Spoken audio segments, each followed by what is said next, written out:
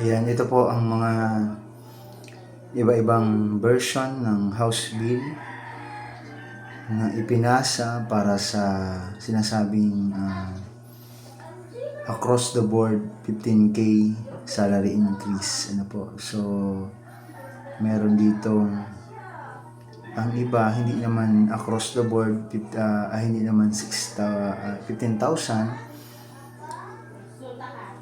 May iba-iba silang version, ano po.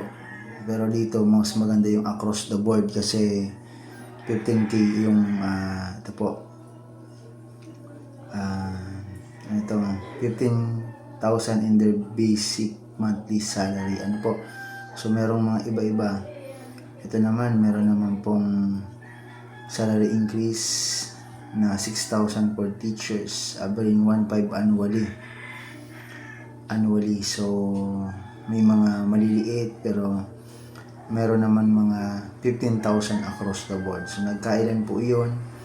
May mga ito 15 across the board salary increase din po ito. So ano ba yung 15, ano ba yung across the board? So ibig sabihin po noon ay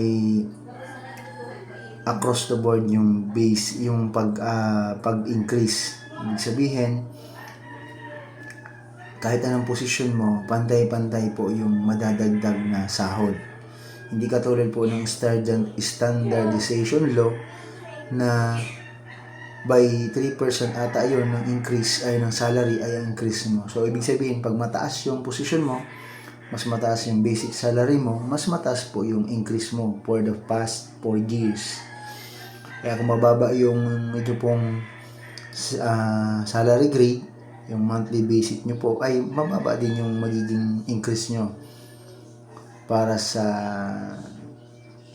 4 na taon.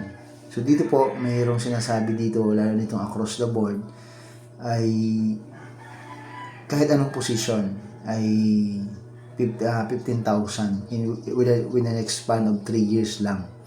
Merong 6,000. Depende, hahatiin po yun sa tatlo. According po sa ibang mga naghain ng salary increase 15,000 across the board. So, ilang taon na po itong sinasubmit, ilang taon na po itong pinag-usapan. Ito noong 2025 pa, ito naman ngayong 2026 February 9. So, may mga naka-submit na po nung last year at meron po ngayong 2026. Halimbawa ng House Bill 7649 na ito.